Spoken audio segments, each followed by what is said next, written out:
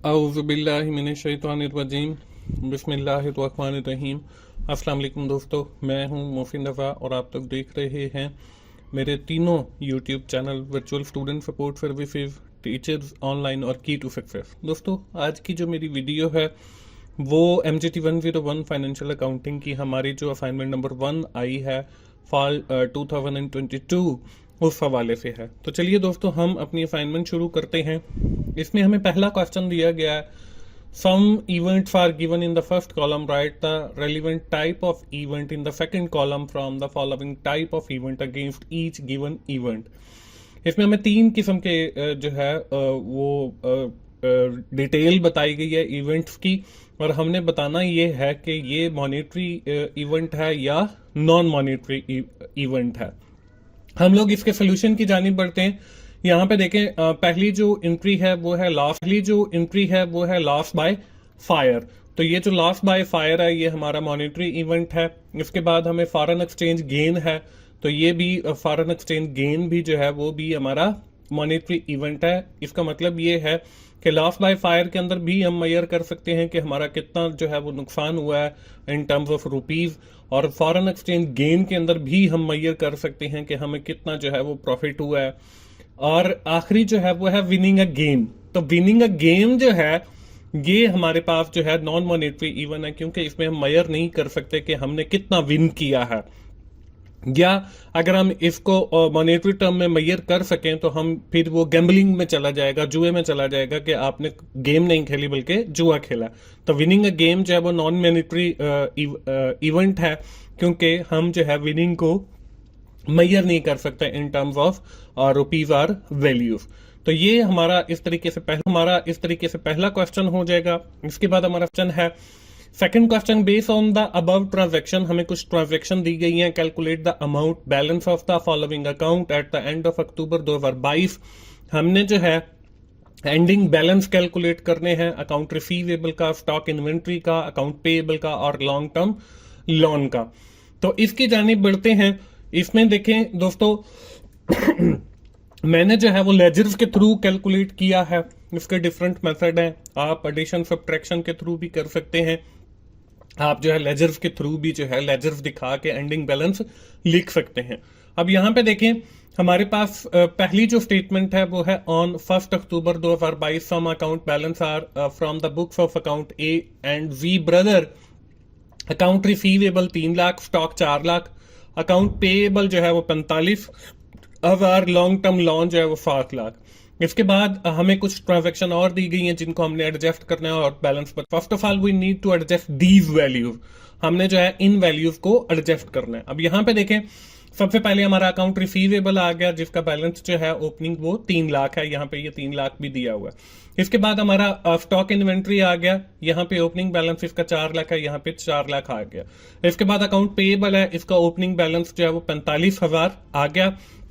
इसी तरह हमारा लॉन्ग टर्म लोन है वो उसका ओपनिंग बैलेंस जो है वो 7 लाख आ गया। अब दोस्तों मैं आपको बताता चलूं कि ये हमारे जो स्टार्टिंग बैलेंस होते हैं, इसमें हमने देखना ये होता है कि इसका जो रनिंग बैलेंस है, नॉर्मल बैलेंस, वो कौन सी साइड पे आएगा। तो जब हम लेजर्स मेंटेन करते हैं तो ये आप प्रैक्टिस से ही सीखेंगे कि अकाउंट रिसीवेबल का जो रनिंग बैलेंस है वो डेबिट साइड में आएगा या क्रेडिट में, स्टॉक का डेबिट में आएगा या क्रेडिट में। तो मैं आपको बता दूं कि हमारे जो एसेट्स होते हैं उनका जो रनिंग बैलेंस है वो डेबिट साइड में आ जाता है, और जो हमारे एसेट्स नहीं होते, लाइबिलिटीज होती हैं, वो हमारी क्रेडिट साइड में, और इनकम भी क्रेडिट साइड में, और लोन वगैरह भी जो वो भी हमारा क्रेडिट साइड में आ जाएगा। एक तरीका तो है इसको करने का ये लेजर्स वाला। दूसरा क्या है कि आप जो है एक ही लाइन के अंदर, जैसे ये ओपनिंग बैलेंस लिखा हुआ है, यहाँ पे आप लिखें अकाउंट रिसीवेबल और आगे डाल दें 3 लाख, फिर आप लिखें स्टॉक और उसके सामने डाल दें 4 लाख, और अकाउंट पेएबल और उसके सामने लिख दें 45,000, और फिर जैसे ही हमारी अगली ट्रांजैक्शन आती जाए उसके अंदर प्लस माइनस करते जाएं। तो एक तरीका वो भी है, उसको भी आप कर सकते हैं। अब यहां पे अगली ट्रांजैक्शन देखें, इसमें आए AG brother purchase of stock inventory from Falk trader amounting R 60,000 की हमने इन्वेंट्री परचेज की है। एजी ब्रदर पेड 20,000 जो है हम लोगों ने उसको पे कर दिया है फल्क एंड ट्रेडर्स को at the time of purchase and promise to pay the remit of 2 months, और बाकी की जो अमाउंट है हमने वादा किया है कि 2 माह के अंदर जो है हम उसकी अदायगी करेंगे। अब देखें लेजर वाले तरीके के अंदर आपने क्या करना है, यहां पे देखें हमने इन्वेंट्री परचेज किया तो इन्वेंट्री के अंदर जाके हमने 60 बार लिख दिया। उसके बाद हमने देखें 20 बार जो है इसकी अदायगी की है, तो हम कैश का अकाउंट बनाएंगे और यहां पे 20 बार जो है इसकी अदायगी के अंदर डाल देंगे। और दूसरा तरीका इसका क्या है कि जैसे आपका स्टॉक 4 लाख लिखा हुआ था, आप उसमें ऐड लिखें यहां पे और फिर लिखें परचेज इन्वेंट्री और उसके सामने आप 60,000 कर दें और उसका टोटल जो है वो आपके पास 4,60,000 आ जाएगा। इस तरीके से आप उसको कर सकते हैं।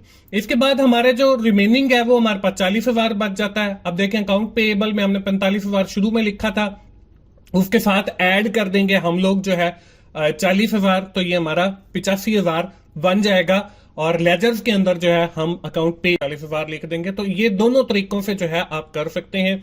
आप चाहें तो लेजर्स के थ्रू कर सकते हैं, आप चाहें तो ऐसे ही नॉर्मल एंट्रीज करके कर सकते हैं।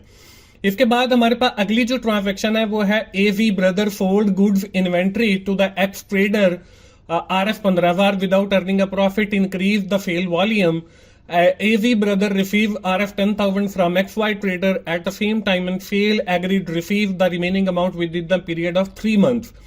अब देखें हमने सोल्ड की है इन्वेंट्री, अब देखें ये हमारी माइनस होगी तो इसलिए इसको मैंने क्रेडिट साइड पे लिख दिया। देखें पहले ओपनिंग था 4 लाख के अंदर ऐड किया 60,000 और फिर आपने ये माइनस करना है 15,000, तो इस तरीके से भी आप कर सकते हैं। अब देखें रिसीवेबल हमारे पास 15,000 के हमने इन्वेंट्री सेल की है 15,000 की और ये हमारे रिसीवेबल है। अब इसमें से हमें जो है 10,000 रिसीव हुआ है तो वो मैंने देखें कैश के अंदर लिख दिया है 10,000 और बाकी का जो 5,000 है वो हमारा जो है यहाँ पे और ऐड हो जाएगा। 3 लाख हमने जो है पहले लेना है रिसीवेबल से, 5,000 हमने और लेना है तो ये 3,05,000 बन जाएगा।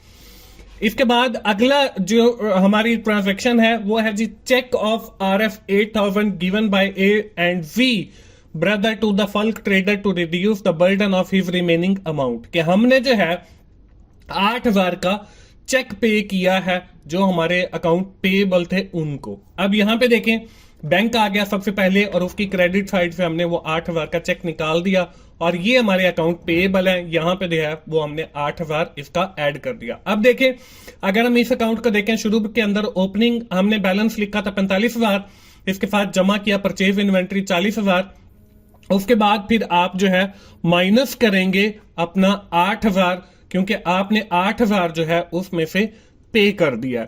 तो इस तरीके से भी मैं आपको साथ समझाता जा रहा हूं कि आप उस तरीके से भी कर सकते हैं। इसके बाद अगली जो एंट्री है वो है G a loan RF 3 lakh taken from the bank for the period of 3 year. अब हमने लोन लिया, ये लॉन्ग टर्म लोन है। अब ये लोन देखें हमारा पहले 7 लाख है, इसके साथ हम ऐड करेंगे 3 लाख क्योंकि हमने 3 लाख और ले लिया और कैश के अंदर जाके जमा करेंगे क्योंकि हमारे पास वो कैश आ गया क्योंकि हम ये डबल एंट्री कर रहे हैं। अब यहां पे जो है हम देखें अगर लॉन्ग टर्म लोन को हम वैसे ही देखें तो ओपनिंग बैलेंस आ जाता 7 लाख और उसके साथ ऐड लिखते और कैश हम लिखते फर्दर लोन और उसके आगे 3 लाख लिखते तो ये हमारे पास 10 लाख जो है वो टोटल बन जाता। लेकिन मैं चूंकि लेजर्स के थ्रू कर रहा हूं तो यहां पे मैंने जो है वो लेजर्स के अंदर दिखाया। इसके बाद हमारे पास अगली जो एंट्री है वो हमारे पास sold stock inventory RF 12,000 RF 16,000 for 16,000 to customer. अब देखिए 12,000 की हमने इन्वेंट्री सेल की है लेकिन जो है 16,000 की हमने बेची है। टोटल उसकी कॉस्ट जो है वो 12,000 थी, 16,000 की हमने फरोख्त कर दिया यानी कि हमने 4,000 पे जो है वो प्रॉफिट गेन किया। अब यहां देखें इन्वेंट्री से हम 12,000 जो है वो माइनस करेंगे और हम जो है अपना पेएबल के अंदर सॉरी रिसीवेबल के अंदर जाके हम 16,000 जो है वो लिखेंगे क्योंकि हमने 16,000 जो है वो लेना है। पहले हमने 3 लाख लेना था, उसके साथ ऐड किया 5,000, उसके साथ ऐड किया 16,000। इसके बाद हम लोग आगे जाएंगे, इसमें हम एक और अकाउंट क्रिएट करेंगे प्रॉफिट का, उसमें स्टॉक जो है वो क्रेडिट नॉर्मल बैलेंस आ जाएगा 4,000 क्योंकि हमने ये 4,000 अर्न किया और हमारी जो डेबिट साइड है वो इक्वल हो जाएगी हमारी क्रेडिट साइड की क्योंकि हमने इन्वेंट्री से 12,000 जो है वो माइनस किया था और यहां पे स्टॉक के अंदर डेबिट साइड के अंदर 16,000 लिखा तो 4,000 का डिफरेंस था तो वो हमने प्रॉफिट अकाउंट को चार्ज कर दिया। और इसके बाद अगली हमारी जो एंट्री है, cash of RF 10,000 given by X trader to AV brother, कि अब हमने 10,000 जो है वो रिसीव किया है, तो 10,000 हम कैश वाली साइड पे लिखेंगे और अकाउंट रिसीवेबल से हमने रिसीव किया तो वहां पे हम कैश अकाउंट लिखेंगे, क्योंकि आपको पता है मेरे जो है वो लेक्चर्स भी अवेलेबल हैं 24/7 टीचर्स ऑनलाइन के ऊपर। अगर आप लोगों ने अकाउंटिंग सीखनी है तो वहां पे जाएं, और अकाउंटिंग का मेरा पूरा कोर्स अवेलेबल है, वहां पे जाके आप सीख सकते हैं।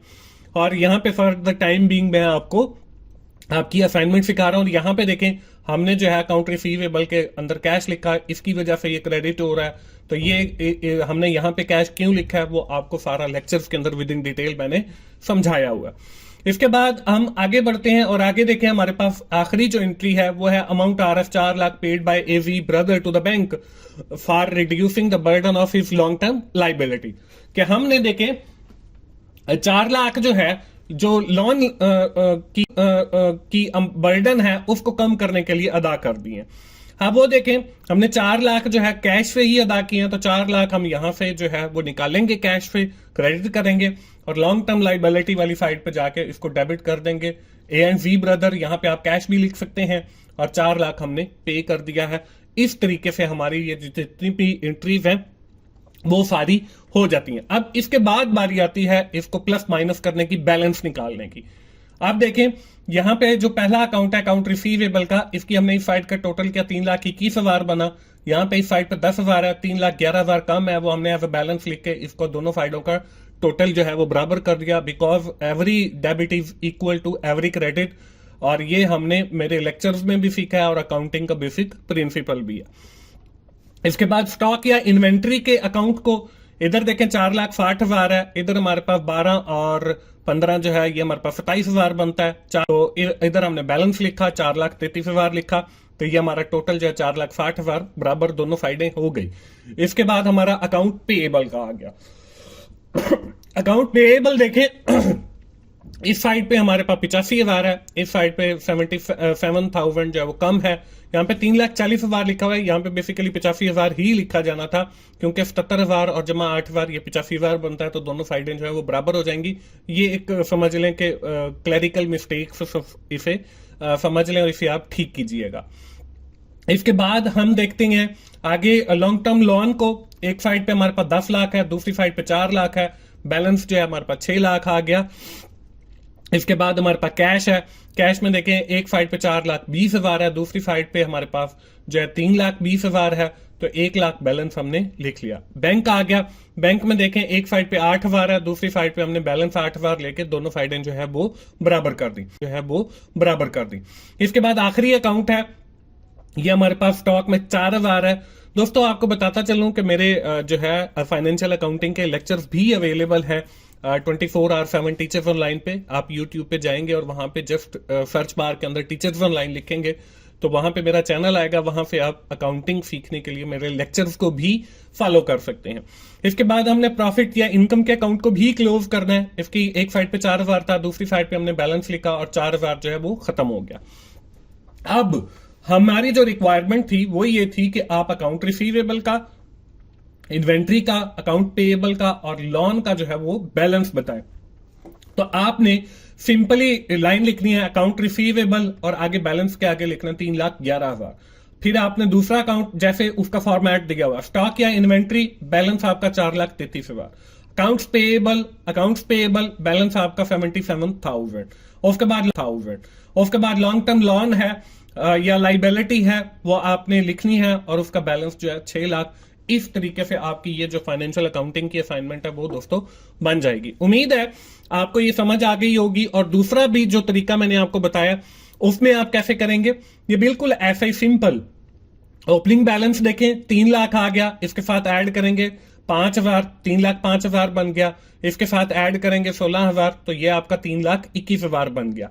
अब इसमें से माइनस करेंगे 10,000 तो आपके पास बच जाएगा 3,11,000। तो उस तरीके से भी आप कर सकते हैं। इसी तरह अगर मैं बात करता हूं जी लोन अकाउंट की, अगर हमने लेजर की बजाय उस तरीके से करना हो तो आप ओपनिंग बैलेंस लिखेंगे, आगे लिखेंगे 7 लाख, उसके साथ लिखेंगे आपने फर्दर लोन लिया है, वो ऐड करेंगे 3 लाख, और आप फिर माइनस करेंगे कि आपने एक इंस्टॉलमेंट जमा करवाई है 4 लाख की, वो माइनस हो जाएगा तो आपके पास जो बैलेंस है वो 6 लाख बचेगा। तो आप तरीके से प्लस माइनस करके भी इस क्वेश्चन को सॉल्व कर सकते हैं। दोनों मेथड जो है वो मैंने आपको समझा दिए। उम्मीद है दोस्तों आपको वीडियो अच्छी लगी होगी। आखिर में यही कहूंगा कि आप मेरे चैनल्स को सबको विजिट करें, स्पेशली टीचर्स ऑनलाइन को। वहां पे मेरे मुख्तलिफ सब्जेक्ट की सीरीज हैं, आप उनसे जरूर फायदा उठाएं। दोस्तों मिलते हैं अगली किसी असाइनमेंट सोल्यूशन के साथ या जीडीबी के सोल्यूशन के साथ।